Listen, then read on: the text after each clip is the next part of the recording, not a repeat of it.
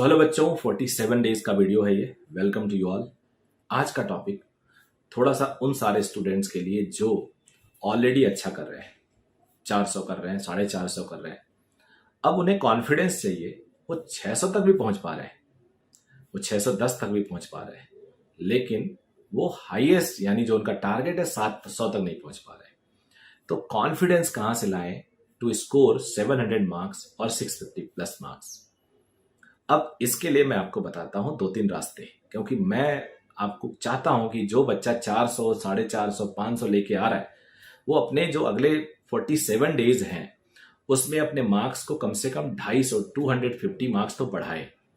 47 days है ना, हर दिन आपको 5 नंबर बढ़ाना है, एक तरह से रफली 6 मार्क्स बढ़ाना है। तो ये कोई टफ नहीं है, 24 आवर्स है आपके पास, आप उसको जस्टिफाई कर सकते हो।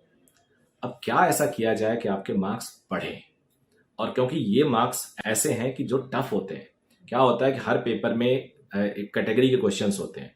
मेजॉरिटी 50% क्वेश्चंस ऐसे होते हैं जो सबको आने चाहिए, ऐसा माना जाता है। पेपर सेट करते टाइम एक रूल होता है, 50% क्वेश्चन सबके लिए, 30% क्वेश्चन अगला जो है वो थोड़े एवरेज बच्चों के लिए हो, और आखिरी के 20 में से 10% या 15% क्वेश्चन थोड़े ब्रिलियंट बच्चों के लिए हो, और 5% क्वेश्चन एक्सेप्शनली ब्रिलियंट बच्चों के लिए हो। ये रूल होता है। तो आप 50% भी ले रहे हो, 30% भी ले रहे हो, और उसके बाद आप अगले 20 तक पहुंचना चाहते हो, तो आपको बेटर और ब्रिलियंट होना पड़ेगा। इसका सबसे बढ़िया फंडा है, अगर आपने कोचिंग कर रखी है तो अपने टीचर्स के नोट्स को फॉलो करें। क्योंकि अगर आप 400, 450 लेवल स्कोर कर रहे हो तो आप स्कूल में लगभग ठीक अपर परफॉर्मर रहे होगे, और अपर परफॉर्मर रहे होगे और आप अपने टीचर से साल भर पढ़ाओ तो टीचर भी अच्छा होगा।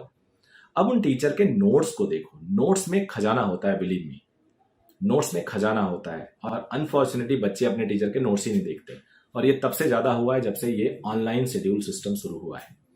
आपने नोट्स को देखो और कोशिश करो कि फिजिक्स, केमिस्ट्री और बायोलॉजी के जो नोट्स हैं वो 5 दिन के अंदर चाट डालो, पढ़ डालो। आप 5 दिन के अंदर जब पढ़ लेते हो और अपने आप से पूछो कि वेदर यू हैव प्रिपेयर्ड और नॉट, और फिर हर टेस्ट से पहले अगर आपको 8 घंटे की प्रिपरेशन मिलती है और उसमें से आप सपोज करो एक एक सब्जेक्ट को 2-2 घंटे देते हो फॉर एग्जाम्पल, तो 2 घंटे में 1 घंटे नोट्स रिवीजन करके फिर 1 घंटे न्यूमेरिकल प्रैक्टिस करके फिर टेस्ट दो। आप देखोगे आपके मार्क्स बढ़ने लगेंगे और आप अपने उस टारगेट को अचीव करने लगोगे जो आपने सोचा है। Anything achieving more than 650 is really tough, और वहां पे कई बार मोस्ट ऑफ द स्टूडेंट एक ही लेवल के होते हैं। मैंने देखा है कि बहुत अच्छे लेवल के स्टूडेंट भी सिली मिस्टेक्स करके आगे बढ़ते हैं, छोटे छोटे मिस्टेक्स करते हैं, और वो घर पे आके उन्हें आ जाता है। कई बार उन्होंने कुछ और समझ लिया, कई बार क्वेश्चन रियली एम्बिगुअस होता है। तो आपको 2-3 फ्रंट पे काम करना है कि आपको एकदम 100% एक्यूरेसी की तरफ जाने के लिए आप रिड्यूस करो अपने नेगेटिव मार्किंग। तो आपको आइडिया लगने लगेगा कहां पे डाउट होने पे अगर मैं टिक कर देता हूं तो गलत हो जाता है। क्या मैं 10 क्वेश्चन टिक करता हूं रेंडमली तो 10 के 10 गलत हो जाते हैं, कितने सही होते हैं। इन सब का कैलकुलेशन आपको टेस्ट के टाइम मिलता रहेगा। टेस्ट में आप कोशिश करिए कि टाइम बचा के करें, और फिर आप देखोगे कि आपके पास 20 से 25 मिनट एक्स्ट्रा होगा, और आप 100% कुछ ऐसे क्वेश्चंस भी कर दोगे जो आपसे नहीं होते नॉर्मली।